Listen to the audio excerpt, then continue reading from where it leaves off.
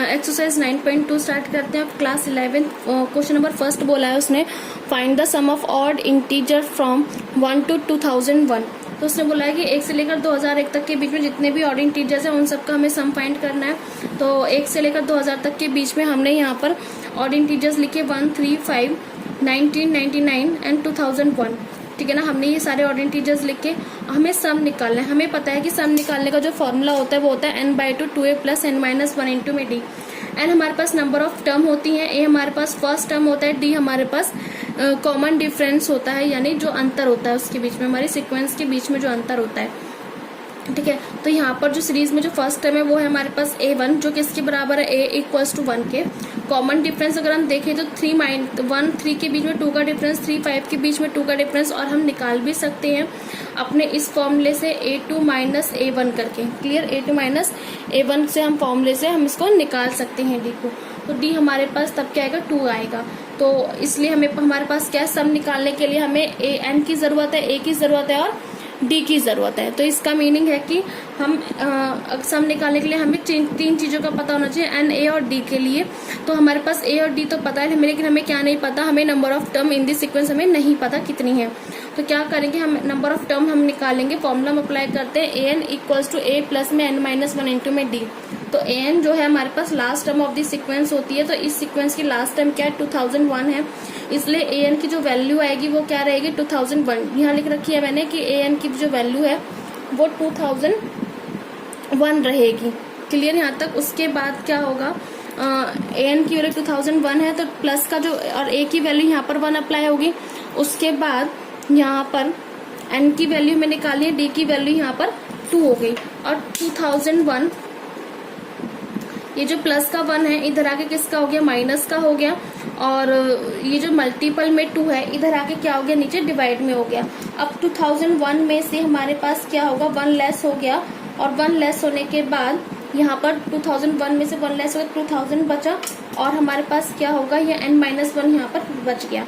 उसके बाद क्या हुआ, n की यहाँ पर कितना आ गया, 2000 और उसको 2 से डिवाइड कर देंगे तो हमारे पास आ जाएगा 2000 आ जाएगा, और जो माइनस का 1 है उधर जाके किसका हो जाएगा, ये प्लस का हो जाएगा।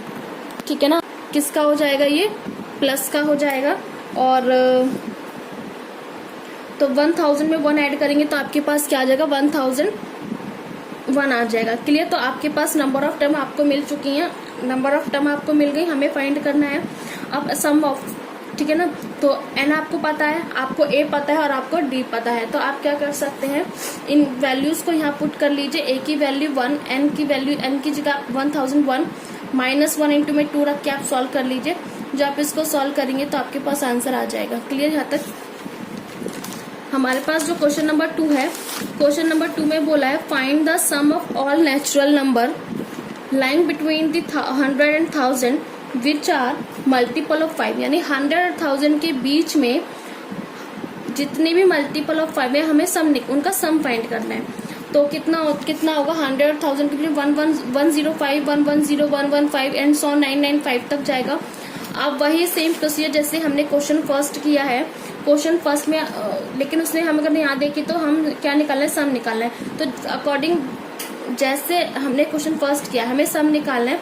सम निकालने के लिए फॉर्मूला हमारे पास ये जाएगा, n/2 2a + में n-1 इंटू में d। हमें a पता है 105 है, ठीक है ना, फर्स्ट टर्म हमें पता है, और जो हमें d पता है, यानी एक तो फर्स्ट टर्म पता है और ऊपर से d भी पता है, हमें 5 का डिफरेंस चल रहा है। क्लियर। और n/2 2a + n-1 इंटू में d। लेकिन हमें सम निकालने के लिए n की भी नीड है, लेकिन n हमारे पास है नहीं, तो n निकालने के लिए हम फॉर्मूला अप्लाई करेंगे, an = a + में n-1 इंटू में d।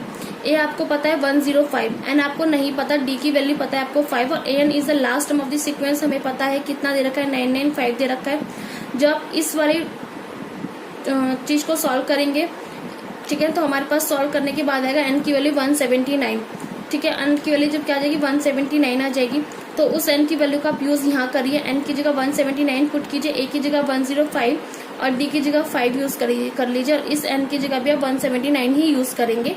उसके बाद क्या होगा, यहाँ पर आप इसको सॉल्व कर सकते हैं। 105 की मल्टीप्लाई 2 से करेंगे, 210 आ जाएगा। 179 में से 1 लेस हो गया, 178 की मल्टीप्लाई 5 से कर दीजिए, 890 आ जाएगा। इन दोनों को ऐड करके आप इसको सॉल्व कर लेंगे तो आपके पास ये आंसर आ जाएगा। क्वेश्चन नंबर थर्ड में बोला है उसने in an AP the first term is 2। अब क्या बोला है उसने कि फर्स्ट टर्म हमें क्या दे रखी है, 2 दे रखी है, and the sum of the first 5 term is 1/4 of the next 5 term and show that 20th term is -112। 20th term का मतलब है A20 equals to A plus में 19D, ठीक है ना। तो हमें A20th टर्म कितनी आनी चाहिए, -112 आनी चाहिए, माइनस में क्लियर यहाँ तक। तो आपको इसको निकालने के लिए A का पता होना चाहिए और D का पता होना चाहिए। तो अब आप देख सकते हैं आपको फर्स्ट टर्म यानी A, तो अगर हम इतना ही पार्ट देखें तो फर्स्ट टर्म यानी A की वैल्यू 2 आपको गिवन है। आपको क्या गिवन नहीं है, यहाँ पर D गिवन नहीं है। तो आपको क्या करना है, यहाँ से D की वैल्यू फाइंड करनी है। तो उसने अब एक लाइन यहाँ पर बोल दिया कि यहाँ पर ये लाइन बोलेगी first 5 term is 1/4 of the next 5 term. तो इस लाइन से हम D की वैल्यू फाइंड करेंगे। फर्स्ट टर्म उसने क्या बोल दिया यहाँ पर 2, ठीक है। सम, अब हम वो लाइन हम मेन जो है हमारे पास वो लिखते हैं कि सम ऑफ फर्स्ट 5 टर्म, पहली 5 टर्म का सम जो है वो इक्वल है 1/4 यानी 1/4 ऑफ द नेक्स्ट टर्म। तो यानी पहली 5 कौन सी ली हमने, पहली 5 एक, फिर A प्लस डी दूसरी है, A प्लस 2D तीसरी टर्म है, A plus 3D fourth term है, A plus 4D fifth term है। तो नेक्स्ट हमारे पास आती है 6th 7th 8th 9th 10th term. तो 6th टर्म को हम लिखते हैं A प्लस 5D और 7th को लिखते हैं A प्लस 6D, 8 को लिखेंगे A प्लस 7D, 9 को लिखेंगे A प्लस 8D और 10 को लिखेंगे A प्लस 9D। तो इनका सम कर दिया और सबके बीच में प्लस का साइन लगा दिया, ये ऐड किया। यहाँ पर A कितनी टाइम है, A यहाँ पर 5 टाइम्स है तो 5A आया और D वाली फैमिली को हमने काउंट किया तो कितना आ गया 10D equals to 1/4 as it is चला। A वाली फैमिली को काउंट किया तो 5 है और D वाली फैमिली को यहाँ पर काउंट किया तो 35D आ गया। अब ये जो हमारे पास 4 है, या फिर आप पहले ऐसा कर सकते हैं जो आपको फर्स्ट टर्म ऑलरेडी यहाँ पर गिवन है A की वैल्यू 2, उस A की वैल्यू 2 का आप यूज यहाँ कर लीजिए, ठीक है। आप A पुट करेंगे यहाँ पर 2 और यहाँ भी A पुट करेंगे 2, ठीक है। तो 5 2 10 हो गया, यहाँ पर भी 5 2 10 हो गया। तो 10 प्लस में 10D इक्वल्स टू 1/4, 10 प्लस में 35D। अब ये जो 4 है ये इधर क्रॉस मल्टीप्लाई कर लीजिए, नीचे इसके कुछ नहीं तो 1 लेट कर लीजिए, क्रॉस मल्टीप्लाई करके जो आप सॉल्व करेंगे तो आपके पास आएगा 40 प्लस में 40D इक्वल्स टू 10 प्लस में 35D। आप क्या करेंगे, D वाली फैमिली मेंबर्स को एक साइड लेंगे, विदाउट D फैमिली मेंबर्स को एक साइड लेंगे।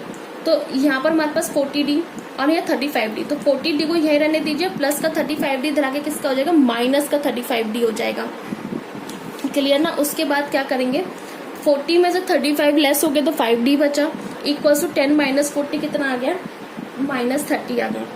तो अब क्या होगा, ये जो 5 मल्टीपल में यहाँ जाके क्या आ जाएगा डिवाइड में, तो D की वैल्यू कितनी आ गई, -6 आ गई। अब जैसा कि मैंने आपको क्वेश्चन में बता दी थी, जो हम 20th टर्म हमें फाइंड करना है तो A प्लस 19D हम उसको लिख सकते हैं।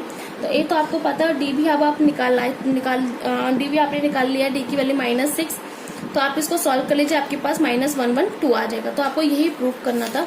हमारे पास क्वेश्चन नंबर 4 उसने बोला है, क्वेश्चन नंबर 4 में बोला है कि हाउ मेनी टर्म्स, अब यहाँ पर बोला उसने how many terms of AP की सीक्वेंस हमें दे रखी है are needed to give sum -25। उसने बोला है कि इस सीक्वेंस में हम कितनी टर्म ऐसी आएंगी कि हमें सम करने पर कितना मिल जाए, -25 मिल जाए। तो बस हमें सम यानी SN की वैल्यू हमें यहाँ दे रखी है -25, और अगर हम सीक्वेंस को देखें तो A की वैल्यू भी गिवन है और हम यहाँ से D की वैल्यू भी निकाल सकते हैं। बस हाउ मेनी टर्म पूछ लिया तो उसने मन मीनिंग N की वैल्यू पूछ ली है। तो आप देख लीजिए यहाँ पर SN आपको गिवन है -25, तो SN मैंने आपको बता दिया। फर्स्ट टर्म हमें गिवन है -6, कैसे पता चला, क्योंकि हमें सीक्वेंस यहाँ पर क्वेश्चन में गिवन थी -6 -11/2 -5 एंड सो ऑन। तो ये हमारे पास फर्स्ट टर्म है, गिवन है -6। अगर हमें D यानी कॉमन डिफरेंस निकालना है तो A2 - A1 करना पड़ेगा। तो ये A2 टर्म, ये A1 टर्म, तो A2 - A1 करके जब आप इसका एल्शियम पार्ट लेके सॉल्व करेंगे पूरा, तो D की वैल्यू आ जाएगी 1/2, ठीक है। उसने बोला है कि सम निकालना है, सम पे बात कही है यहाँ पर उसने। तो हमें क्या करना है, सम वाला फॉर्मूला लगा दीजिए, n/2 2A प्लस में n-1 इंटू में D। तो सम हमें यहाँ दे रखा है -25 इक्वल्स टू n/2, n क्योंकि हाउ मेनी टर्म्स पूछा तो n निकालना है हमें 2, A की वैल्यू -6 है, प्लस में n-1 इंटू में D। अब क्या करना है, हम इसको सॉल्व करेंगे। ये जो 2 यहाँ पर डिवाइड में है तो इधर जाके मल्टीप्लाई में हो जाएगा, तो -25 2 -50 इक्वल्स टू ये n एज इट इज रहेगा और ये -12 प्लस में n-1 अपॉन में 2 आ जाएगा, -50 इक्वल्स टू। आप इस ब्रैकेट के अंदर का एलसीएम लेके पार्ट सॉल्व कर दीजिए। जब एल्शियम पार्ट लेके सॉल्व करेंगे तो एल्शियम पार्ट लेके सॉल्व करें तो -12 2 कितना जाएगा -24 प्लस में n-1 और पूरे के नीचे 2 आ जाएगा। फिर आप इस 2 को इधर ले जाइए क्रॉस मल्टीप्लाई करके 52 कितना हो जाएगा 100 हो जाएगा equals to n-24 plus n-1 हो जाएगा। ठीक है ना। अब इस n के अंदर मल्टीप्लाई करा दीजिए और वैसे भी हम क्या करेंगे यहाँ पर -24 और यहाँ -1 है तो माइनस माइनस प्लस तो -25 आ जाएगा प्लस का n और ये n रहा। अब इस n के अंदर मल्टीप्लाई करा दीजिए। जब आप इस पार्ट को सॉल्व करेंगे तो आपके पास आएगी क्वाड्रेटिक इक्वेशन। क्वाड्रेटिक इक्वेशन को आप by the factorization method middle splitting method से आप इसको सॉल्व कर लीजिए। n की वैल्यू आपके पास 2 आ जाएगी 5 और 20, क्योंकि जो आपके पास क्वाड्रेटिक इक्वेशन बनेगी n² माइनस में 25n प्लस में 100 इक्वल्स टू 0। तो आपको ऐसा फैक्टर आपको ढूंढना है कि मल्टीप्लाई करने पर 100 आ जाए प्लस माइनस करने पर 25 आ जाए।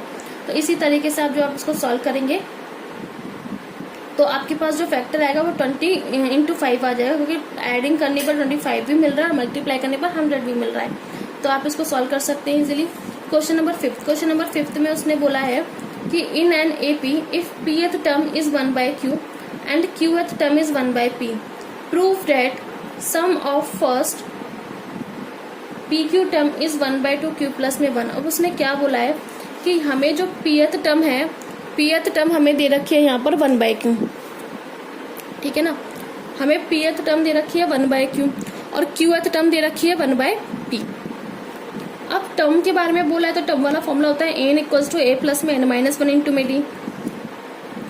pth टर्म तो pth में ap आ जाएगा, n की जगह p, तो a प्लस में p-1 इंटू में d हो जाएगा। और ap को हम लिख सकते हैं यहाँ पर 1/q, क्योंकि उसने बोला pth टर्म 1/q है तो ap की वैल्यू दे रखी है 1/q equals to a plus में p-1 इंटू में d। इक्वेशन फर्स्ट लेट किया। qth टर्म पे बात करने के लिए उसने बोला है तो qth टर्म है aq equals to a plus में q-1 इंटू में d। qth टर्म आपको दे रखा है 1/p equals to a plus में q-1 इंटू में d। ये इक्वेशन सेकंड। फर्स्ट और सेकंड को हमने बाय सब्सट्रैक्शन से सॉल्व किया, एलिमिनेशन मेथड लगा दिया। तो अब जब हम इसको सॉल्व करेंगे सब्सट्रैक्शन सेकंड फ्रॉम फर्स्ट तो 1/q माइनस में 1/p, 1/q minus 1/p equals to p-1 plus minus, क्योंकि देखो ये जो a है और यहाँ का जो a वो कैंसिल आउट हो जाएगा। आप इसको सब्सट्रैक्ट करें तो आपके पास ये मेथड ये स्टेप आ जाएगा। आप इसका एलसीएम लेके सॉल्व कर लीजिए। p यहाँ पर q यहाँ पर p-q अपॉन में qp। आप इसको खोल लीजिए। p की मल्टीप्लाई d से करा दी pd और d की 1 से करा दी d, फिर q की d से qd और d की 1 से d। और इस माइनस की वजह से इस अंदर के पार्ट के साइन कितने हो जाएंगे, सारे चेंज हो जाएंगे। तो माइनस के d से प्लस का d कैंसिल हो गया, आपके पास pd माइनस में qd बचा। और जब आप pd माइनस qd में से d कॉमन लेंगे तो आपके पास p माइनस q बचेगा इक्वल में p minus q upon qp। तो इस p माइनस q से ये p माइनस q कैंसिल हो गया तो आपके पास d इक्वल्स टू 1/pq बचेगा। अब ये d की जो वैल्यू है 1/pq हम इसको पुट कर सकते हैं किसी भी इक्वेशन फर्स्ट एंड सेकंड में।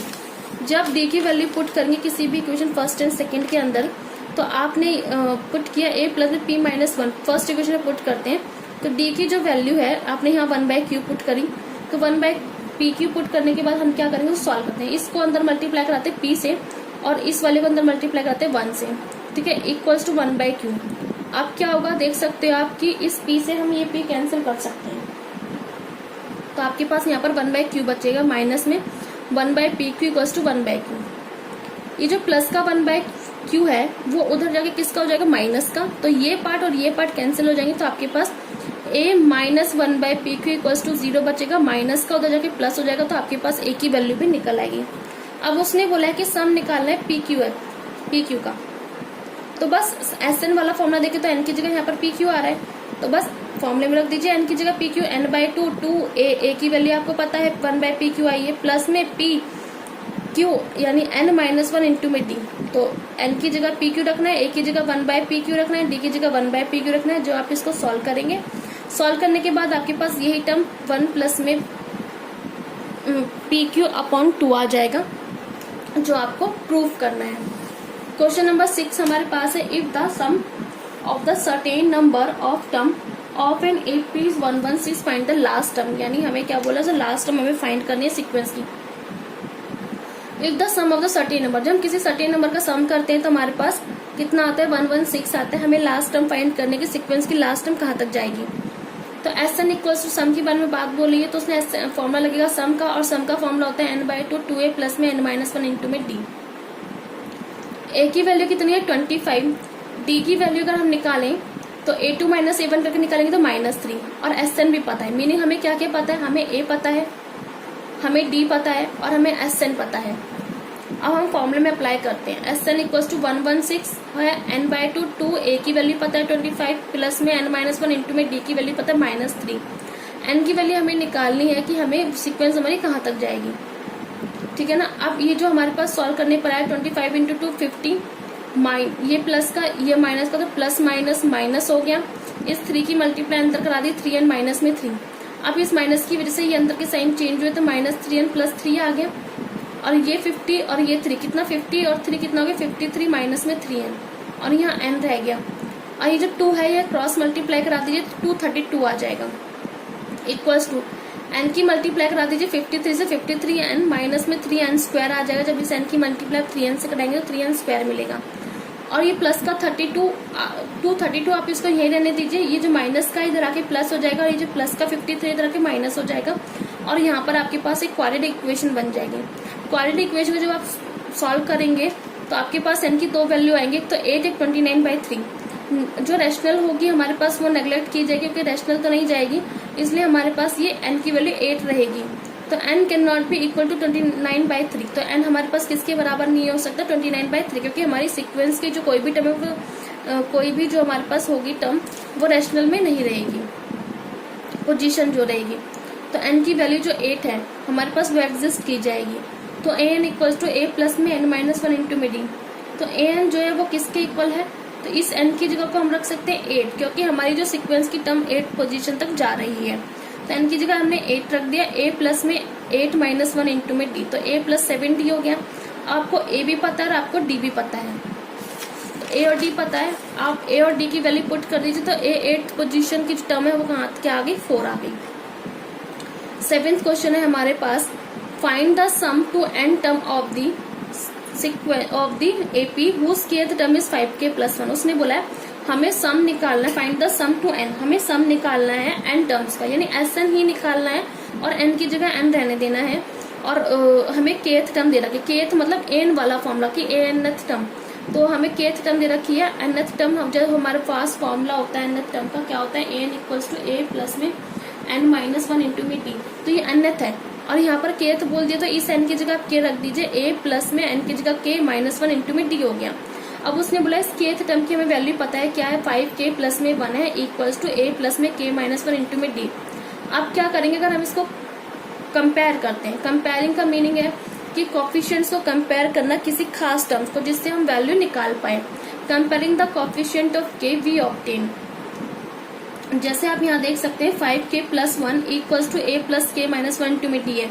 अगर इस d की मल्टीप्लाई में k से कराऊं तो kd आ जाएगा, और इस d की मल्टीप्लाई में 1 से कराऊं तो माइनस d आ जाएगा, तो kd माइनस d हो जाएगा।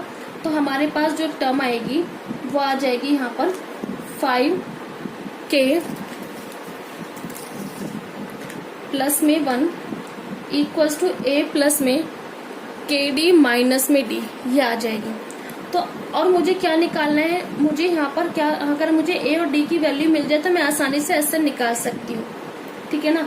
अब देखो अगर मैं यहाँ एक लाइन लिखी है comparing the coefficient of k, अगर मैं k के कोफिशिएंट्स को कंपेयर करती हूँ, k के कोफिशिएंट का मीनिंग है k वाली टर्म को देखो, एक तो k वाली टर्म यहाँ है और एक k वाली टर्म यहाँ है, और k का कोफिशिएंट यानी k के साथ कौन सा मल्टीपल है, तो k के साथ यहाँ मल्टीपल 5 है और इक्वल, और k के साथ यहाँ मल्टीपल d है, तो d की वैल्यू कितनी आ गई 5 आ गई। तो यानी कंपेयर करने से d की वैल्यू क्या आ गई 5। तो यहाँ लिखा है comparing the coefficient of k, तो अगर जब हम k के कोफिशिएंट को कंपेयर करें तो d की वैल्यू मिल रही है 5। अब हमें एक लाइन लिखनी है comparing the coefficient of constant term, या comparing the constant term, sorry हमें लिखना है कंपेयरिंग द कांस्टेंट टर्म। तो जब हम कांस्टेंट टर्म को कंपेयर करते हैं, कांस्टेंट मतलब कि जो जिसके साथ कोई भी वेरिएबल ना हो, जैसे ये 1। अब यहाँ पर अगर मैं इस 1 को कंपेयर करूं तो 1 इक्वल्स टू कितना है, a के साथ कोई वेरिएबल नहीं है तो a, और d के साथ कोई वेरिएबल नहीं है तो यहाँ पर d आ जाएगा। तो हमने ये कांस्टेंट टर्म को कंपेयर किया, तो तो 1 किसके इक्वल आ गया, a माइनस डी के आ गया।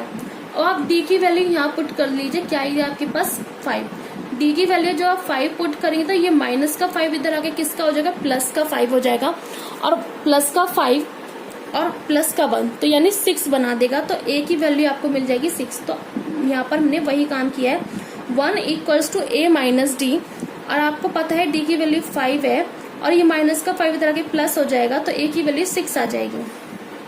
हमें SN फॉर्म निकालना है n टर्म में, तो n/2 2a plus n minus 1 into में d। SN equals to n की जगह n रहने दीजिए, a की जगह 6 पुट कर दीजिए, n माइनस 1 और 5 की जगह d की जगह 5 पुट कर दीजिए। अब 6 टू जा क्या होता है 12 होता है, प्लस में 5 की मल्टीप्लाई करें n से 5n, 5 की मल्टीप्लाई करें 1 से 5, और ये प्लस का 12 ये माइनस का 5, तो प्लस माइनस माइनस 12 माइनस 5 कितना होता है 7, और प्लस में ये हो गया 5n, तो 7 प्लस में 5n, ये n/2 चल रहा है। और देखो उसने क्या बोला था, हमें सम निकालने के लिए बोला था n टर्म में, तो इसलिए हमें n की जगह n ही रहने देना था, n में कोई भी चेंज नहीं आएगा। तो ये आपका आंसर है। ठीक,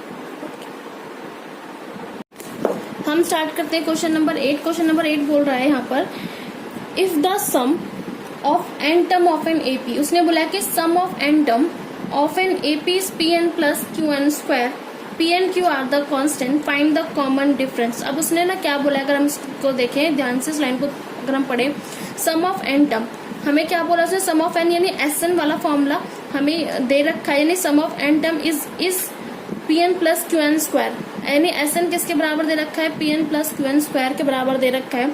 वेयर यहाँ पर pn q are the constant term and find the common difference. Common difference हमें पता है क्या होता है, d होता है, तो हमें क्या फाइंड करना है, कॉमन डिफरेंस यानी d की वैल्यू फाइंड करनी है।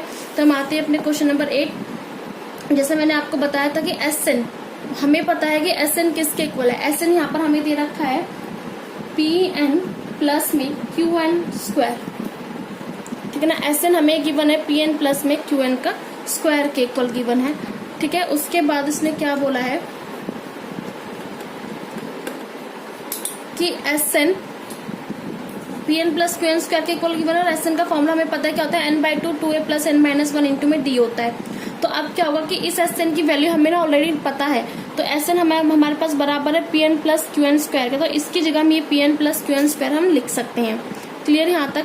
उसके बाद ये हमारे पास जो राइट हैंड साइड है वो एज चल रही है, और SN की जगह हमने pn प्लस qn स्क्वायर लिखा। फिर हम क्या करते हैं, ये जो n/2 है, इस n/2 को अंदर मल्टीप्लाई कर लीजिए।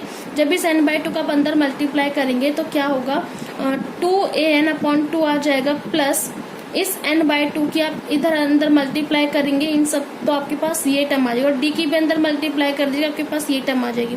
हमें फाइंड करना है d, तो क्या करेंगे, compare the coefficient of n square. हमें n स्क्वायर के कोफिशिएंट कंपेयर करना है।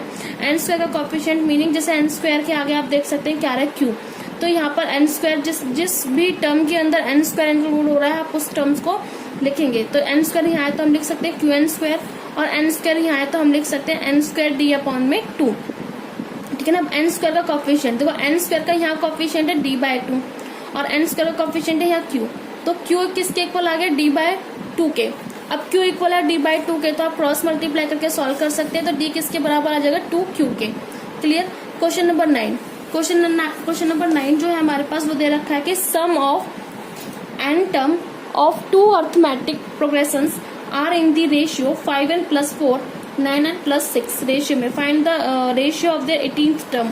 हमें 18th टर्म का रेशियो में फाइंड करना है, ठीक है। उससे हम यहाँ पर अपना क्वेश्चन नंबर 9 हम देखते हैं। उसने क्या बोला है, sum of n term of two arithmetic progress are in the ratios given. उसने बोला है दो सम्स का रेशियो दे रखा था, पहले सम्स को हमने रेशियो माना SN1 और दूसरी सम का रेशियो माना हमने SN2, और ये किसके इक्वल दे रखा है, ये दे रखा है 5n प्लस 4 अपॉन में 9n प्लस 6 के इक्वल हमें दे रखा है। फिर हमने क्या किया, यहाँ पर SN1 और SN2 हमने अलग अलग मेंशन कर दिया कि ये हमने sum of number of term first formula लगा दिया या नंबर ऑफ 2 लगा दिया, तो ये सिर्फ हमने ऐसे इंडिकेट करने के लिए कर दिया। तो हम इस फॉर्मूला अप्लाई कर देंगे कि n/2, क्योंकि यहाँ पर सम ऑफ n टर्म बोला तो n की जगह n ही रहेगा, और लेकिन जो हमारे पास उसके अंदर फर्स्ट टर्म और कॉमन डिफरेंस होंगे वो अलग अलग आ जाते हैं मेंशन, तो इसलिए n/2 2a1 plus n minus 1 into में d1, इसलिए यहाँ a1 और d1 यहाँ लगाया गया। नीचे वाले में n एज इट इज रहा सेम, इस ऊपर वाले में और नीचे वाले में n एज इट इज चलेगा। फिर 2a2 प्लस में n माइनस वन इंटू में d2। हमें पता है कि जो हमारे पास Sn का फॉर्मूला होता है वो क्या होता है, n/2 2a प्लस में n माइनस में 1 इंटू में d होता है। ठीक है, तो हमारे पास दोनों में नीचे यहाँ पर दोनों में Sn का फॉर्मूला लगाना है, बस a1 और d1 हमें अलग अलग मेंशन कर देने हैं। और हमारे पास जो रेशियोज गिवन है वो क्या है, 5n प्लस 4 अपॉन में 9n प्लस 6 गिवन है। फिर क्या हुआ, इस n/2 से n/2 ऊपर नीचे कैंसिल आउट हो गया, तो आपके पास सिर्फ ये टर्म आपस में यहाँ बची। क्लियर यहाँ तक। अब उसने क्या बोला है कि उसने बोला है यहाँ पर find the ratio of 18th term.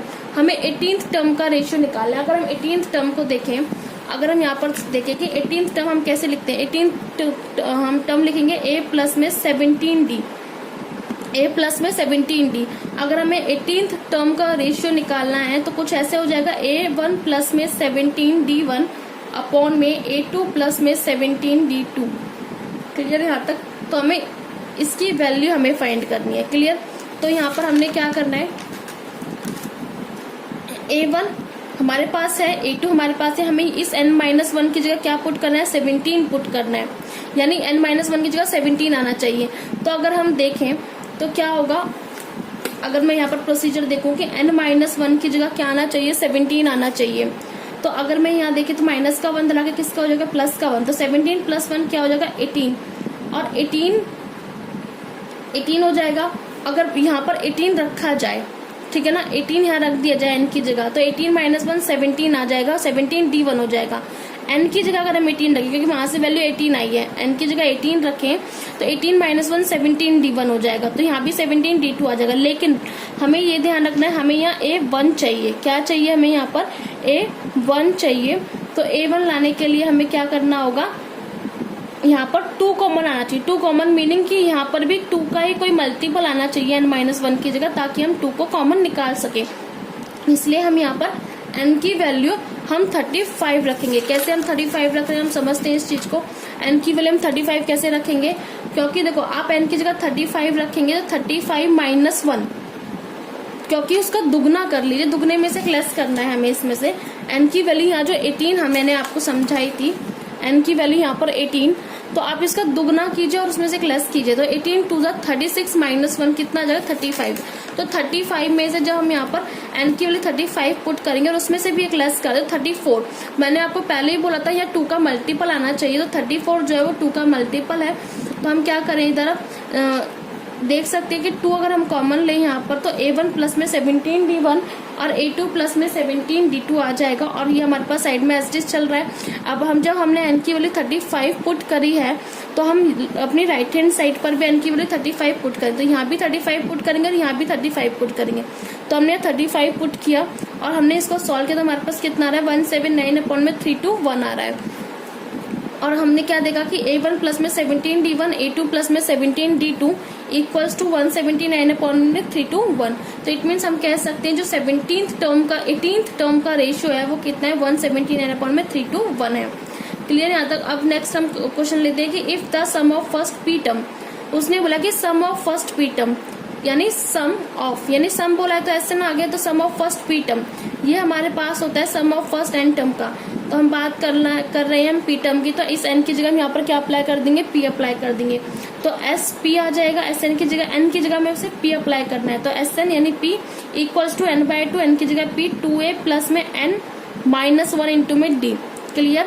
तो उसने बोला है कि sum of first p term is equal to the sum of first q term. उसने क्या बोला कि sum of first p term, यहाँ अगर देखें तो उसने क्या बोला है कि sum of first p term is equal to the sum of first q term. इसने ये वाली बात कही है। तो बस हम इसको सॉल्व करते हैं आगे।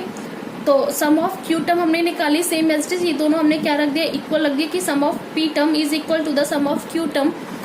तो p by sum of p term की, फर्स्ट p टर्म की जो हमारे पास वैल्यू है वो कितनी है, p/2 2a plus p minus 1 into में डी। ऐसे ही सम ऑफ फर्स्ट q टर्म की वैल्यू हमारे पास q/2 2a plus q minus 1 into में डी।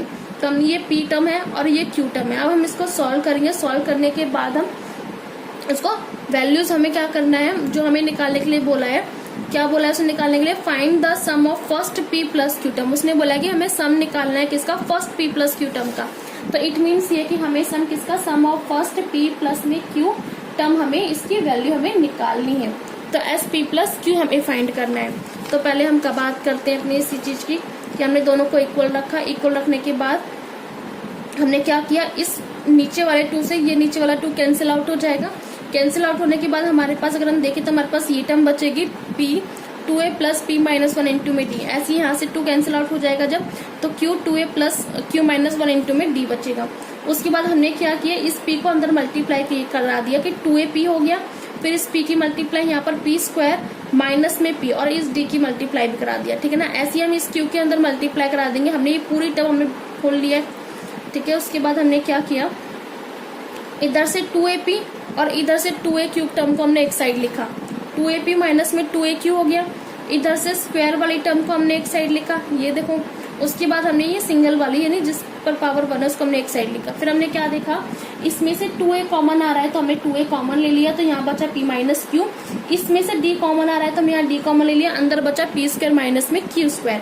फिर हमने क्या किया, अगर हम यहाँ से माइनस कॉमन ले लेते हैं, माइनस कॉमन ले लें और d कॉमन ले लें, तब भी हमारे पास यहाँ क्या आ जाएगा, p माइनस क्यू आ जाएगा। फिर हमने क्या देखा कि अगर हम इस लाइन को आगे बढ़ाएं तो 2a p माइनस में q प्लस में यहाँ a square minus b square का फॉर्मूला लगा, जो होता है हमारे पास p माइनस क्यू इंटू में p plus Q d minus p minus Q d हो गया। अब देख सकते हैं p माइनस क्यू यहाँ भी है, p माइनस क्यू यहाँ भी है, p माइनस क्यू यहाँ भी है, तो p माइनस क्यू कॉमन आ रहा है। जैसे हमने p माइनस क्यू कॉमन लिया, हमारे पास अंदर जो रहा पार्ट वो 2a प्लस में p plus Q d into में d और माइनस d इक्वल्स टू 0। फिर देखा तो यहाँ पर इसमें भी d कॉमन है, तो हमने इन दोनों में से d कॉमन निकाल लिया। d कॉमन निकालने के लिए हमने क्या किया, अगर हम d कॉमन लेते हैं तो हमारे पास आ जाएगा 2a plus p plus Q minus 1 into में d। और देखो सबसे पहली बात यहाँ पर इसने क्या बोला है, ये फर्स्ट नंबर और ये सेकंड नंबर, तो p माइनस क्यू जो ब्रैकेट में ये फर्स्ट नंबर हमने लेट किया, वो हमने सेकंड नंबर लेट किया, तो ये तो हम इसको 0 नहीं बना सकते। क्यों, अगर p माइनस क्यू अगर 0 के बराबर हुआ, अगर p माइनस क्यू 0 के बराबर हुआ तो इट मीन्स कि p किसके बराबर है, q के। अगर p q के बराबर है तो हमारी पूरी टर्म 0 हो जाएगी। तो हमने ये लेट किया कि ये हमारे पास 0 के बराबर हो सकता है। अगर ये 0 के बराबर है तो हम यहाँ से d की वैल्यू निकाल सकते हैं, क्या आ जाएगा, माइनस 2a अपॉन में p प्लस क्यू माइनस में 1 इंटू में d, ठीक है ना। तो यहाँ से हमारे पास निकली है d की वैल्यू। अब इस d की वैल्यू का यूज कहाँ है, अब d की वैल्यू का यूज वहां होगा जहाँ उसने जो चीज हमें निकालने के लिए बोला, उसने क्या फाइंड करने के लिए बोला, उसने बोला है कि sum of first p plus q term निकालें। तो sum of first p plus q term, तो जहाँ जहाँ SN वाले फॉर्मूले में n आता है वहां पर हमें क्या पुट करना है, p प्लस क्यू पुट करना है। तो p प्लस क्यू अपॉन में 2a प्लस इस n की जगह p प्लस क्यू पुट किया माइनस में 1 इंटू में d। तो सेम इसी तरीके से जो d आपने वैल्यू निकाली है उस d की वैल्यू को आप यहाँ रखिए। रखने के बाद देखेंगे आपके पास ये टर्म इस टर्म से कैंसिल आउट हो जाती है, तो यहाँ पर 2a बचा प्लस माइनस माइनस 2a, और 2a माइनस 2a कितना होता है, 0। 0 इंटू ये समथिंग नंबर हमारे पास क्या आ जाएगा, 0। तो sum of first p plus q term किसके इक्वल आ गया, 0 के इक्वल आ गया। क्लियर यहाँ तक। उसके बाद क्या है यहाँ क्वेश्चन नंबर 11 में कि sum of the first p q and r term of an AP और ABC respectively prove that the this. तो हमें ना ये प्रूव करके दिखाना है, और हमें दिया क्या है, जो sum of first p term यानी SP, sum of first q term यानी SQ, sum of first r term यानी SR की वैल्यू हमें क्या दे रखी है, A B C दे रखे। तो इट मीन्स मैं ये कहना चाहूंगी कि sum of first p term हमें दे रखा है A, sum of q term हमें दे रखा है B, और सम ऑफ r टर्म हमें दे रखा है C। क्लियर यहाँ तक। उसके बाद क्या हुआ कि यार SP की वैल्यू तो आप जानते हो कि हम फॉर्मूला बनाएंगे तो क्या आ जाएगा, p/2 2a प्लस में p माइनस 1 इंटू में d। क्लियर यहाँ तक। मैं इसको यहाँ से A1 जो 2a है वो मैंने इसको A1 लिखा है क्योंकि SP की वैल्यू भी यहाँ ऑलरेडी A है, तो इसलिए थोड़ा अलग नेम से मेंशन कर दिया इसको 2a1। तो 2a1 प्लस में p माइनस 1 इंटू में d, और SP की वैल्यू में पता थी A। तो अब क्या हो गया यहाँ पर, ये जो p है, ठीक है ना, ये जो p है ये ऊपर मल्टीपल में, तो नीचे दूसरी साइड जाके क्या आ जाएगा, डिवाइड में आ जाएगा।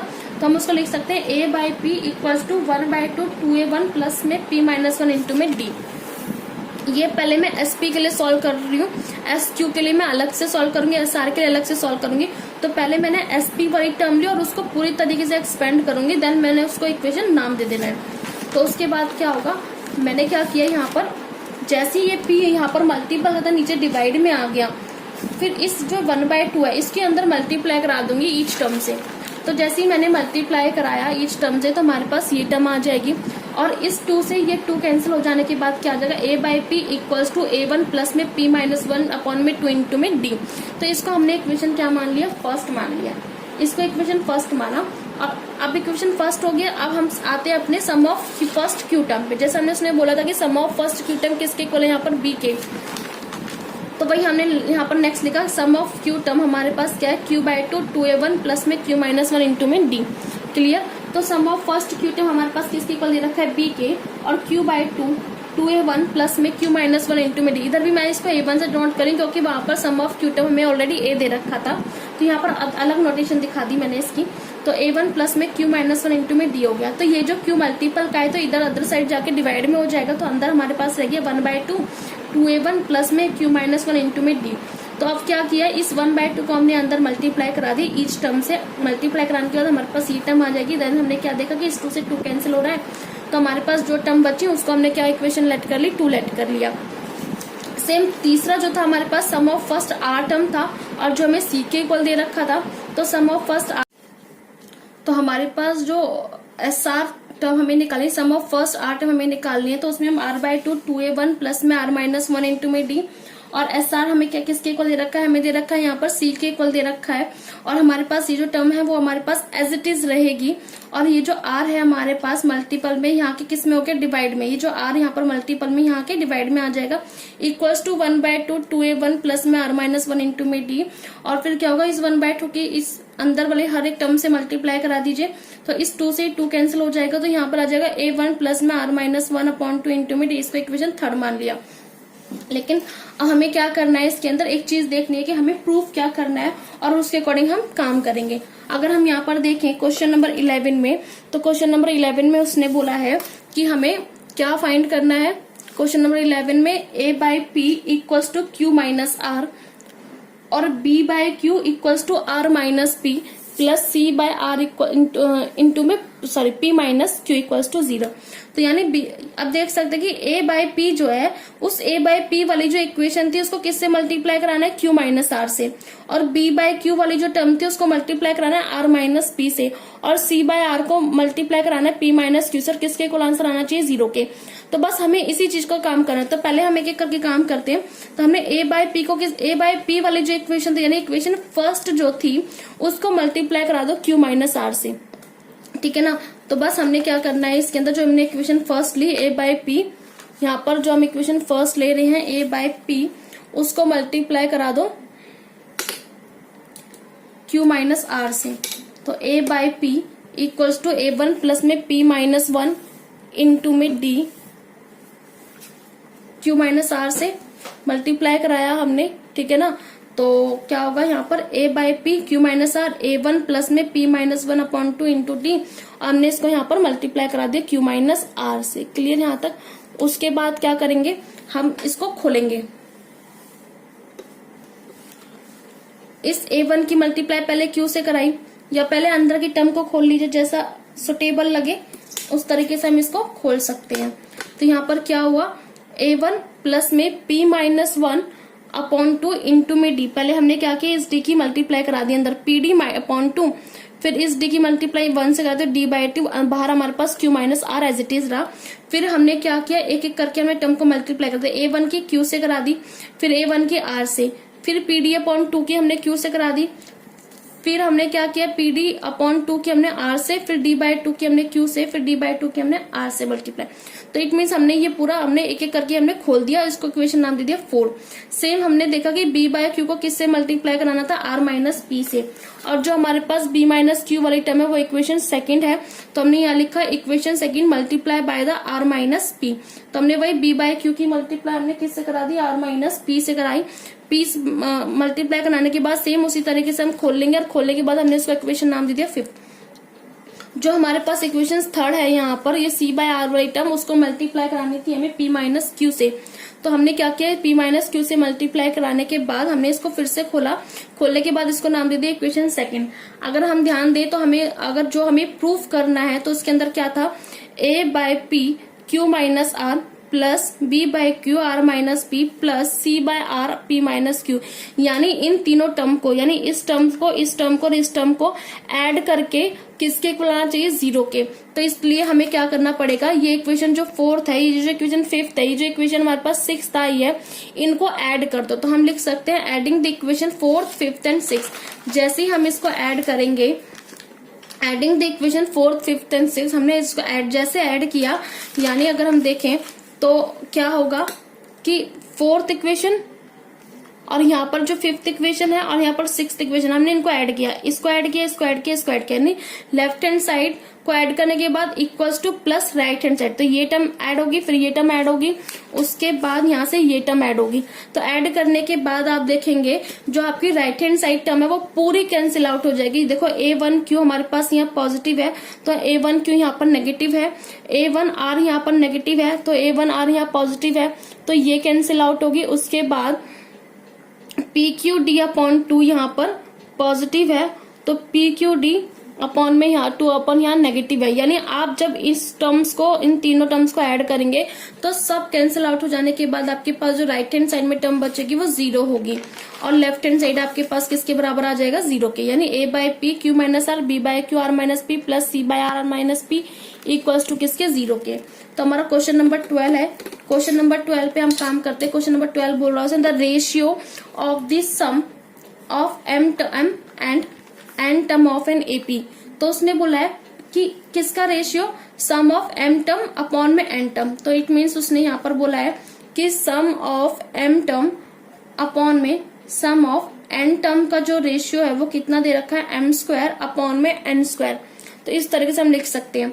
तो और ऐसे भी लिख सकते हैं sum of m term upon में sum of n term equals to m square upon n square. तो आप ये लिखेंगे पहले, फिर उसके बाद ये लिखेंगे, या फिर फर्स्ट ये लिख लीजिए, देन सेकंड लाइन में ये लिख लीजिए। तो सम ऑफ m टर्म का फॉर्मूला जाएगा m बाय 2 2a प्लस में m माइनस 1 इंटू में d, और सम ऑफ n का है n बाय 2 2a प्लस में n माइनस 1 इंटू में d जाएगा। क्लियर यहाँ तक। उसके बाद क्या होगा, यहाँ पर m स्क्वायर अपॉन में n स्क्वायर जा रहा है यहाँ पर, और उसके बाद क्या करेंगे हम, यहाँ इस 2 से ये 2 कैंसिल आउट हो जाएगा, 2 से 2 कैंसिल आउट हो जाएगा। ये जो नीचे वाला 2 है, इस 2 से ये 2 कैंसिल आउट हो जाएगा नीचे वाला। उसके बाद जो हमारे पास बचेगा, यहाँ पर m और यहाँ पर m स्क्वायर है, यहाँ n है और यहाँ n स्क्वायर है। तो एक m यहाँ से और एक m यहाँ से कैंसिल आउट हो जाएगा, और एक n यहाँ से एक n यहाँ से कैंसिल आउट हो जाएगा। क्लियर यहाँ तक। तो बस हमने क्या करना है, इसके अंदर कैंसिल आउट हो जाने के बाद m by 2 2a plus m minus 1, यहाँ पर इस वाले पार्ट में हमने कैंसिल नहीं किया है, इसको इक्वेशन फर्स्ट हमने मान लिया। अब हमने क्या करना है, m किसके इक्वल रख दो, 2m माइनस 1 के, और n को किसके इक्वल रख दो, 2n माइनस 1 के। हम ये रख क्यों रहे हैं यहाँ पर, क्योंकि उसने क्या बोला है, mth और nth टर्म का रेशियो निकालने के लिए बोला है। mth और nth टर्म का हमें रेशियो निकालने के लिए बोला। रेशियो क्या निकालना है, प्रूफ ही करना है हमें एक तरीके से। ये show that the ratio of mth और nth term is 2m minus 1 ratio 2n minus 1। तो हमें इसका रेशियो प्रूफ करके दिखाना है mth और nth टर्म का। mth और nth टर्म का मीनिंग, mth टर्म यानी टर्म वाला फॉर्मूला a प्लस में m माइनस 1 इंटू में d, और a प्लस में n माइनस 1 इंटू में d, यानी an अपॉन में an। हमें इसका रेशियो हमें क्या प्रूफ करना है, 2m माइनस 1 अपॉन में 2n माइनस 1। तो ये हमारे पास इस क्वेश्चन नंबर 12 का हमें ये प्रूफ दिखाना है। क्लियर। अब हम स्टार्ट करते हैं।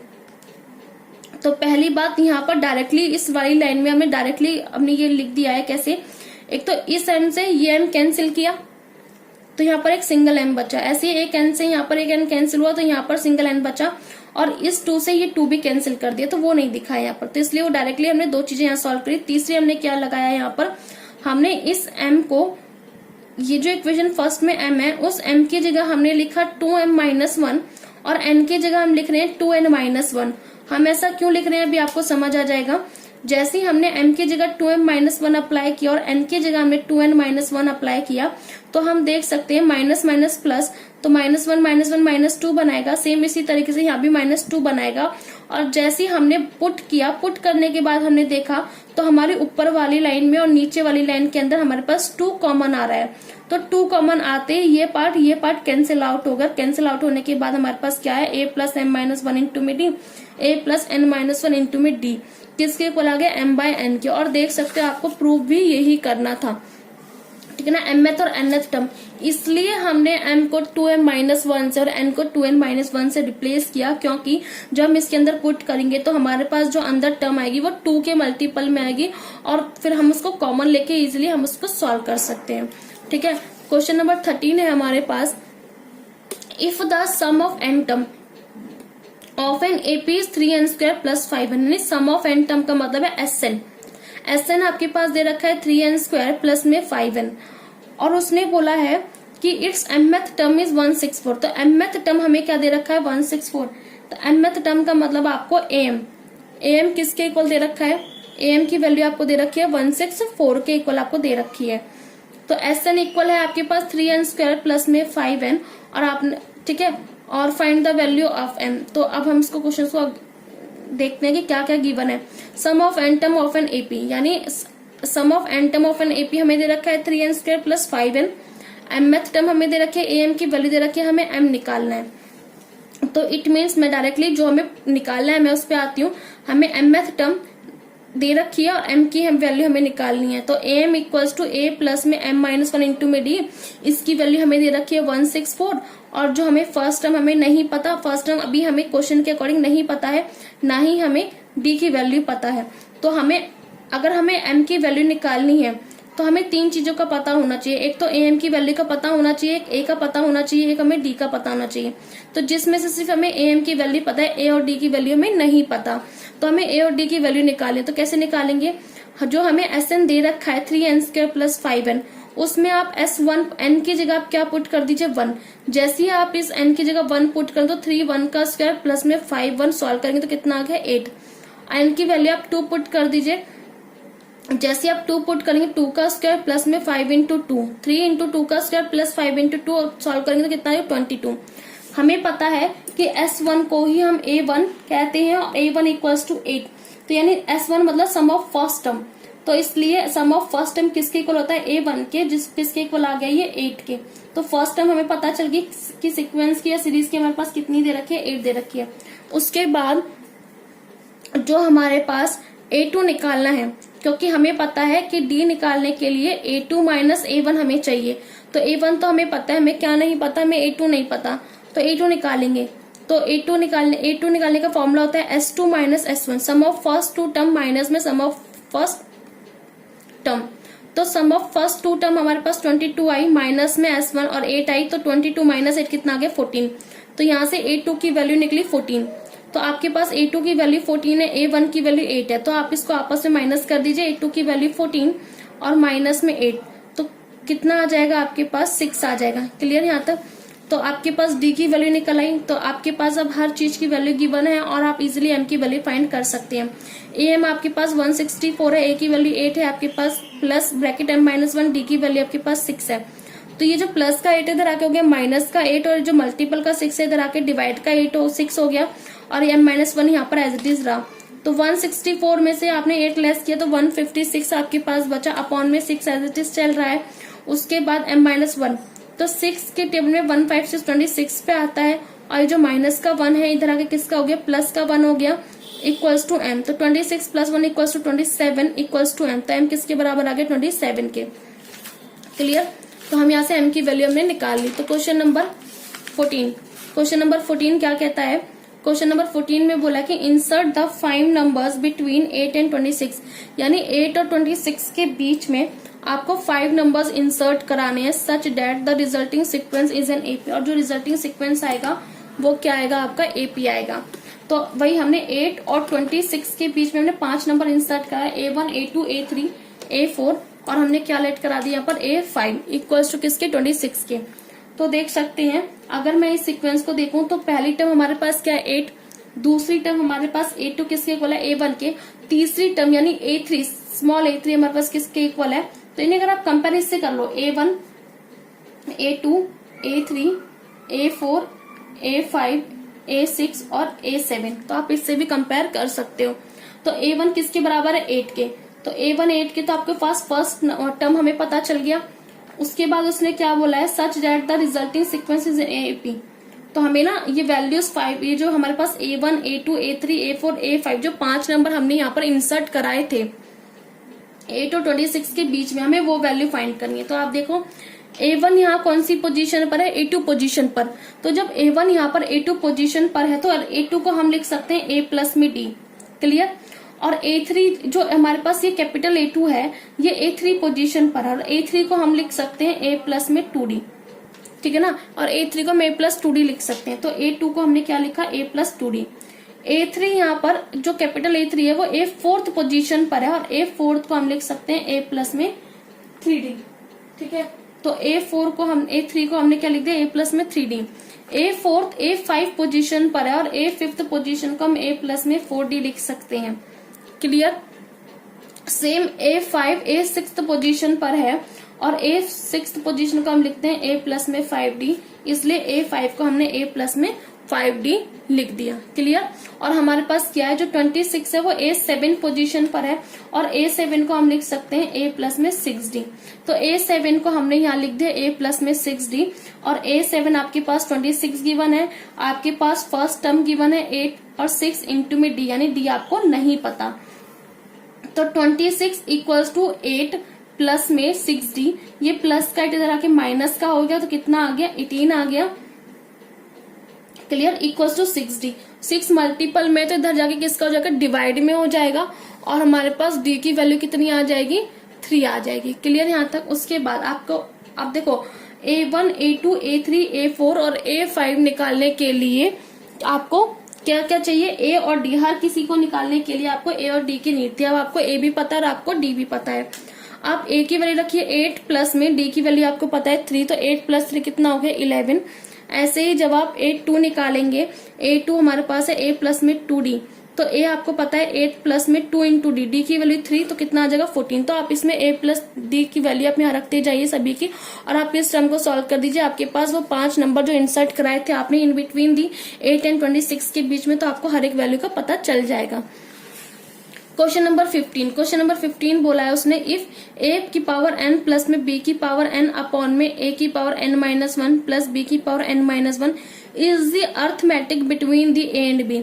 उसने बोला कि ये जो है A की पावर n प्लस में B की पावर, ये जो पूरी टर्म है ये किसके इक्वल है? ये अर्थमेटिक मीन के इक्वल है between the A and B। ये अर्थमेटिक मीन कैसे निकालते हैं? कोई भी दो नंबर के बीच का आप सम कर लीजिए और उसको 2 से भाग दे दीजिए तो आपके पास अर्थमेटिक मीन निकल आता है। तो उसने वही बोला है कि A एंड B के बीच का जो अर्थमेटिक मीन है वो इसके इक्वल है। तो हमने क्या किया? तो यहाँ पर हम एक लाइन लिखी है हमने, अर्थमेटिक मीन, AM का मीनिंग है यहाँ पर arithmetic mean of A and B is equals to the A plus B upon 2। तो ये मैंने बता दिया A और B का जब आप अर्थमेटिक मीन निकालेंगे तो क्या आएगा? A प्लस B अपॉन में 2। तो ये जो टर्म थी आपके पास ये किसके इक्वल है? A प्लस B अपॉन 2 के इक्वल है। क्लियर यहाँ तक? फिर आपको क्या करना है? क्रॉस मल्टीप्लाई कर देना है। तो A प्लस B की मल्टीप्लाई इससे और 2 की मल्टीप्लाई इससे, तो हमने मल्टीप्लाई करा। उसके बाद हमने क्या किया? A की मल्टीप्लाई इस A की पावर n-1 से की, इस A की मल्टीप्लाई हमने A B की पावर n-1 से करी, फिर B की मल्टीप्लाई करी A की पावर n-1 से, फिर B की मल्टीप्लाई करी B की पावर n-1 से। सेम 2 की मल्टीप्लाई भी हमने अंदर कर दी, 2 की मल्टीप्लाई कर दो A की पावर n से 2an आ जाएगा, सेम 2 की B की पावर n से कर दीजिए 2B की पावर n आ जाएगा। फिर हमने क्या देखा? यहाँ पर बेस सेम पावर ऐड लगाया और यहाँ पर भी बेस सेम पावर ऐड लगाया। तो बेस सेम पावर ऐड के फॉर्मूले से क्या हो जाएगा? A की पावर n-1 प्लस m1, और ये जो बीच की दो टर्म है वो एज इट इज रहेगी क्योंकि यहाँ कोई फॉर्मूला अप्लाई भी नहीं हो रहा है और यहाँ पर भी फॉर्मूला अप्लाई हो चुका है लास्ट वाली टर्म में। इसमें बेस सेम पावर ऐड देखा तो माइनस के 1 से प्लस का 1 यहाँ कैंसिल, माइनस के 1 से प्लस का 1 यहाँ कैंसिल हो गया। जो आपके पास यहाँ पर बचा नेक्स्ट स्टेप में A की पावर n यहाँ बचा और ये दो टर्म अभी एज इट इज चल रही है और यहाँ पर B की पावर n बचा इक्वल्स टू 2A की पावर n प्लस में 2B की पावर n आ गया। उसके बाद क्या होगा? ये भी A की पावर n वाली टर्म है, ये भी A की पावर n वाली टर्म है, तो A की पावर n वाली टर्म को एक साइड लिखा, ऐसे ही B की पावर n यहाँ भी, B की पावर n भी, तो B की पावर n की टर्म को एक साइड लिखा। तो ये दो टर्म जो बीच की थी वो हमने यहाँ पर एज इट इज रहने दी, इक्वल्स टू 2A की पावर n माइनस का A की पावर n प्लस में 2B की पावर n और माइनस का B की पावर n यहाँ पर आ गया। टू ए की पावर एन में से एक ए की पावर एन कैंसिल आउट हो गया तो कितना बचा, एक। ऐसे ही यहाँ पर बी की पावर एन आ जाएगा। क्लियर यहाँ तक।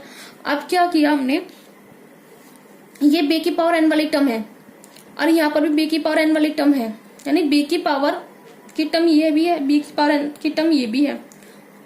इन दोनों को हमने साइड लिख लिया। यहाँ पर भी ए की पावर टर्म यहाँ पर भी है, ए की पावर टर्म हमने यहाँ पर भी, तो हमने इनको एक साइड लिखा। फिर क्या देखा कि बी की पावर एन माइनस वन यहाँ है और बी की पावर एन यहाँ पर है, तो इसमें से ना बी की पावर एन माइनस वन हम कॉमन ले सकते हैं। आपको ये दिख रहा होगा कि यहाँ पर एन माइनस वन है और यहाँ एन है, तो मैं यहाँ से कॉमन कैसे निकाल सकती हूँ, लेकिन हम यहाँ से बी की पावर एन माइनस वन को इस टर्म में से कॉमन निकाल सकते हैं। कैसे, आप क्या करेंगे, यहाँ पर अपनी तरफ से ये जो मैंने यहाँ पर नेक्स्ट स्टेप यहाँ लिखा है, तो मैंने इस बी की पावर एन में अपनी तरफ से एक जो वन है, वन को अपनी तरफ से ऐड किया और वन को अपनी तरफ से सब्सट्रैक्ट किया। सेम इसी तरीके से मैं यहाँ से ए की पावर को भी कुछ कॉमन निकाल सकती हूँ। तो कॉमन निकालने का सिर्फ एक तरीका है कि इस ए की पावर एन में एक अपनी तरफ से ऐड कर दो और एक अपनी तरफ से सब्सट्रैक्ट कर दो, क्योंकि एन माइनस वन नंबर छोटा टर्म है जो हम इस बड़े वाली टर्म में से कॉमन निकाल सकते हैं। तो हमने क्या किया, वन को ऐड और सब्सट्रैक्ट किया। तो अब जैसे ही हमने अपनी तरफ से वन को ऐड और सब्सट्रैक्ट यहाँ भी लगाया और यहाँ भी लगाया, तो हम क्या देख सकते हैं, बी की पावर एन यहाँ भी आ गया और बी की पावर एन पार्ट इतना हिस्सा देखो यहाँ पर भी आ रहा है। सेम इसी तरीके से ए की पावर एन माइनस वन यहाँ भी आ गया और ए की पावर एन माइनस वन यहाँ भी आ रहा है। तो इसी तरीके से हमने यहाँ पर बी की power n minus one common ले लिया। हमने कॉमन लिया तो अंदर यहाँ से ए बचा, यहाँ से बी की पावर प्लस का वन बच गया तो ए माइनस बी। सेम जैसे हमने कॉमन लिया तो यहाँ से भी क्या बचा, ए माइनस बी बचा। इस ए माइनस बी से ये ए माइनस बी हम कैंसिल आउट कर सकते हैं, तो हमारे पास बचेगा बी की power n minus one equals to a की पावर एन माइनस वन बचेगा। तो हम अब इसको दो तरीके से कर सकते हैं। तो क्या होगा इसको दो तरीके से, कि या तो इस बी को इसके नीचे ले जाओ या ए को इसके नीचे ले जाओ। मैंने क्या किया, मैंने यहाँ क्या किया, ये बी को तो बी और ये हम इसको ए मानते हैं, तो इस ए को मैं इसके नीचे लेके गई तो बी की पावर एन माइनस वन और यहाँ पर ये ए की power n minus one. Clear यहाँ तक। और जब ए की पावर इसके नीचे गया तो यहाँ कुछ नहीं बचा, तो हमने क्या लेट कर लिया, वो इंटू में था, यहाँ इंटू में वन हम इसको एज इट इज लिख सकते हैं क्योंकि इस वन से कोई इफेक्ट नहीं पड़ेगा। तो ये हमारा यहाँ डिवाइड में चला गया तो यहाँ वन बचा। अब दोनों में पावर सेम है तो हम इसको वन एक बार में लिख सकते हैं, तो मैं दोनों की पावर करके हम लिख सकते हैं। तो यहाँ कुछ नहीं बचा, तो यहाँ पर सॉरी वन बचा, और किसी भी नंबर की पावर जीरो हमको पता है कि वैल्यू क्या होती है, वन होती है, तो इसलिए मैं इसको b अपॉन ए की पावर जीरो लिख सकती हूँ। तो देख सकते हैं जब दोनों के बेस सेम है तो पावर्स जो है हम इसको इक्वल कर सकते हैं। तो n माइनस वन किसके इक्वल है, जीरो के, तो माइनस का वन तो किसका हो जाएगा, प्लस का, तो n की वैल्यू यहाँ से किसकी आ जाएगी, वन। तो और दूसरा तरीका हमने यहाँ क्या किया था, ये a की पावर n इसके नीचे गया था। अब क्या करेंगे, अब इसको नीचे ना लेके अब इसको भी नीचे हम ले सकते हैं, यहाँ वन रह जाएगा और a की power n minus one b की पावर n माइनस वन, ये ऐसे आ जाएगा। दोनों में पावर सेम चल रही है, हम उसको दोनों को एक करके लिख सकते हैं। और किसी भी नंबर की पावर जीरो की वैल्यू वन होती है तो मैंने इसका बेस सेम लगा देना है, तो मैं इसको इस तरीके से लिख सकती हूँ क्योंकि a अपॉन बी की पावर जीरो भी किसके इक्वल है, वन के, और यहाँ पर इक्वल में a b की पावर n माइनस वन चला है। जब हमारे पास बेस सेम है तो इनकी पावर्स इक्वल हो सकती हैं, बेस सेम हमारे पास इक्वल में है तो इनकी पावर्स को भी इक्वल कर सकते हो आप। तो n minus one equals to zero, तो n की वैल्यू क्या आ गई यहाँ पर, वन। तो दोनों तरीके से हम काम कर सकते हैं। क्वेश्चन नंबर 16 बोला है उसने, between the 1 and 31 have the been insert in such a way that resulting sequence in an AP and the ratio 7th term और m minus 1th term is 5:1। तो हमें m की वैल्यू निकालनी है। तो उसने क्या बोला है, 1 and 31 के बीच में हमने कुछ नंबर m इंसर्ट कराए, तो A1 A2 A3 हमने mth टर्म तक नंबर इंसर्ट करा दिए। और हमने देखा अगर मैं इस सीक्वेंस को देखूं तो हमारे पास ये फर्स्ट टर्म है तो a की वैल्यू हमें मिली 1। और अगर मैं देखूं इस पूरी सीक्वेंस के अंदर कितनी नंबर ऑफ टर्म एग्जिस्ट कर रही हैं, तो यानी नंबर ऑफ टर्म n की वैल्यू अगर मैं निकालूं तो कैसे निकालेंगे, तो देख सकते हो 1 और 31 को अगर मैं छोड़ूं तो बीच में m टर्म एग्जिस्ट कर रही हैं, और जैसे ही मैं m टर्म एग्जिस्ट कर रही हूँ और इन दो को भी काउंट करूं तो m+2 लिख सकती हूँ, क्योंकि बीच में तो ये m टर्म है और 1 और 31 को जोड़ लो तो दो टर्म और आ जाती हैं, तो इसलिए मैं नंबर ऑफ टर्म लिख सकते हैं m+ में 2 और a1। अब क्या है यहाँ पर a n equals to a plus में एन, यहाँ पर एन माइनस वन इंटू में डी चलेगा। ए एन का मतलब है कि आपकी सीक्वेंस में लास्ट टर्म क्या है, क्या आ रही है 31, तो ए एन की जगह आप 31 लिख दीजिए। A is the first term of the sequence, तो हमारे पास क्या है 1 है, प्लस में एन, इस एन की वैल्यू आप यहाँ से निकाल रहे हैं तो कितनी एग्जिस्ट कर रही है एम प्लस 2, इस -1 की जगह -1 रहने दीजिए और यहाँ पर क्या रहेगा डी, प्लस का 1 धरा के माइनस हो जाएगा तो 31 में से एक 1 लेस हो गया, कितना आ गया 30, और प्लस का 2 माइनस का 1, तो +2 -1, तो प्लस माइनस माइनस, तो यहाँ पर m प्लस 1 डी आ जाएगा। उसके बाद क्या होगा, अगर मुझे d की वैल्यू निकालनी है तो ये जो m प्लस 1 मल्टीपल में, तो ये किसके नीचे आ जाएगा डिवाइड में, तो क्या आ जाएगा 30 अपॉन में m प्लस 1। तो सेम इसी तरीके से हम काम करते हैं। a1 को हम लिख सकते हैं a प्लस डी, जैसा कि मैंने आपको बताया था कि 1 और 31 के बीच में a1 से लेकर m तक लाई कर रहे हैं। तो अगर मैं इसको कंपेयर करूं a1, a2, a3, a4, ठीक है ना, और am प्लस 1, और ये हो जाएगा am प्लस में 2। तो a1 हमारे पास फर्स्ट पोजीशन है, जो a कैपिटल A1 है वो A2 पोजीशन पर आ रहा है, और A2 को मैं लिख सकती हूँ a प्लस में d। A2 जो है वो A3 पोजीशन पर आ रहा है, तो A3 को लिख सकती हूँ मैं a प्लस में 2d। A4 को लिख सकती हूँ मैं a प्लस में 3d। तो अगर हम इसको देखें तो A3 किसके इक्वल है a प्लस 3d के, capital A2 a plus 2d के, capital A1 a plus d के, तो मैंने वही चीज यहाँ लिखी है। और A7 यहाँ पर जो जाएगा A7 पे, A3 के बाद हमने डायरेक्टली A7 पे क्यों बात करी है, क्योंकि उसने रेशियो ही 7th टर्म का और m-1th टर्म का हमें रेशियो निकालने के लिए बोला था, इसलिए डायरेक्टली A1 A2 A3 की चीजों को समझने के बाद कि A2 को हम a प्लस 2d और A3 को हम a प्लस 3d लिख सकते हैं, तो कैपिटल A7 को हम a प्लस में 7d और कैपिटल A-1 को हम a प्लस में m-1 इंटू में d लिख सकते हैं। और उसने A7 और am-1th टर्म का ही रेशियो बोला था, तो हमने इन दोनों को डिवाइड में रखा और किसके इक्वल बोला है इसने 5/9 के। अब क्या होगा, आप यहाँ से d की वैल्यू सॉल्व करके आए हैं, ये d की वैल्यू आप निकाल के आए, तो d की वैल्यू का है, d की वैल्यू आपके पास सीधी 30 अपॉन में m प्लस में 1। तो आपने क्या किया, इस d की वैल्यू को यहाँ रखा दोनों में 1, और a की वैल्यू भी आपने रखी क्योंकि a की वैल्यू भी आपको पता है 1 है, तो a की वैल्यू 1 प्लस में 7 इंटू में d की वैल्यू रखी, और यहाँ पर a की वैल्यू प्लस में m-1 इंटू में d की वैल्यू रखी, किसके इक्वल 5/9 के। आप इनका जब एल्शियम लेके सॉल्व करेंगे, जब आप इसका एल्शियम लेके सॉल्व करेंगे तो आपके पास ये टर्म आ जाएगी, ये स्टेप आएगा, और इस m प्लस 1 से ये m प्लस 1 कैंसिल कर देंगे, तो आपके पास जो सॉल्व करने जो 2 टर्म बचे उनको सॉल्व करेंगे तो आपके पास ये टर्म आ जाएगी 5/9, और इनको क्रॉस मल्टीप्लाई करके सॉल्व कर लीजिएगा, तो आप यहाँ से क्या किसकी वैल्यू निकाल सकते हैं, यहाँ पर m की वैल्यू आप फाइंड कर सकते हैं। क्लियर। तो उसने क्या बोला था इस क्वेश्चन में, find the value of m ही उसने बोला था। क्वेश्चन नंबर 17 जो है बहुत ही आसान क्वेश्चन है। तो उसने क्या बोला है कि a man start repaying a loan as first installment of rate 100 if he increase the installment by rate 5 every month, तो what amount he will be the pay 30th installment। उसने क्या बोला है कि एक मैन ना अपनी लोन की इंस्टॉलमेंट देनी स्टार्ट करता है, और जो पहली इंस्टॉलमेंट होती है वो 100 की होती है, और हर महीने उसकी 5 रुपीज इंक्रीज हो जाती है। तो मीनिंग है पहली इंस्टॉलमेंट अगर उसकी 100 की है तो उसकी हर मंथ इंक्रीज हो रही है 5, तो नेक्स्ट हमारी 105 की जाएगी, फिर 1110 की, फिर 115, फिर 120 की जाएगी। तो इस तरीके से उसकी इंस्टॉलमेंट बढ़ती जाएगी। और उसने क्या बोला है, हर महीने 5 रुपए, और उसने बोला 30th इंस्टॉलमेंट निकाले, 30th माइनस में डी। तो अगर हम ये वाला फॉर्मूला अगर हम लगा देते हैं तो a प्लस में ए एन वाला, तो a प्लस में n माइनस में 1 इंटू में d लगा दीजिए, और n की जगह जब आप 30 रखेंगे तो 30 माइनस 1 कितना आ जाएगा 29d। तो a प्लस में 29d, और a की वैल्यू आपको पता है 100 और 29 तो यहाँ से आ गया, और d की वैल्यू आपको पता है 5, क्यों, क्योंकि हर महीने उसकी 5 में इंक्रीजमेंट हो रही है, ठीक है ना। तो आप d की वैल्यू 5 रखिए, जब आप इसको सॉल्व करेंगे तो 145 प्लस में 100, तो 145 प्लस 100 कितना आ गया 245। तो उसने बोला जो उसकी 30th इंस्टॉलमेंट जाएगी वो कितनी है 245 रुपीज जाएगी। नेक्स्ट जो हमारा क्वेश्चन नंबर 18 है वो है the difference between any two consecutive interior angle of a polygon is 5 degree. उसने बोला है कि दो कॉन्जिक्यूटिव पॉलीगन के इंटीरियर एंगल्स का डिफरेंस जो है वो 5 डिग्री है। स्मॉलेस्ट एंगल 120 है। स्मॉलेस्ट एंगल मतलब अब जितने सबसे छोटा जो एंगल रहेगा वो 120 रहेगा, तो इट मीन्स फर्स्ट टर्म आपकी रहेगी 120 और फर्स्ट टर्म को हम लिख सकते हैं ए। और डिफरेंस उसने कितना बोल दिया 5 डिग्री, तो कॉमन डिफरेंस आपके पास कितना आ गया 5 डिग्री। तो डी की वैल्यू आपके पास कितनी आ गई 5 आ गई। क्लियर है यहाँ तक।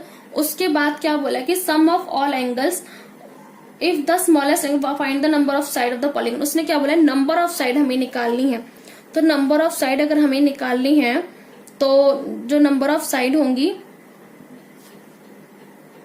18 the difference between any two consecutive interior angle of polygon is 5 degree. तो यानी उसने बोला है कि दो कॉन्जिक्यूटिव इंटीरियर एंगल का जो डिफरेंस होगा 5 डिग्री, यानी डिफरेंस उसने बोल दिया तो इट मीन्स कॉमन डिफरेंस उसने बोल दिया 5 डिग्री का। If the smallest angle is 120 degree, जो हमारा स्मॉलेस्ट एंगल होगा वो कितने डिग्री का होगा 120 डिग्री का होगा। उसके बाद उसने क्या बोला है कि हमें यहाँ से अगर हम देखें तो हमारी फर्स्ट टर्म जो थी हमारी 120 मिली और जो हमारी डिफरेंस था वो 5 डिग्री मिल गया। अब क्या करना है इसके अंदर हमें बोला कि number of the side of the polygon निकालना है, यानी number of side of the polygon निकालने का मतलब है अगर हम नंबर ऑफ एंगल्स का पता कर लें तो हम नंबर ऑफ साइड्स का पता कर सकते हैं। यानी नंबर ऑफ एंगल जो होते हैं हमारे पॉलीगन्स में वो इक्वल होते हैं नंबर ऑफ साइड्स के इक्वल, ठीक है ना।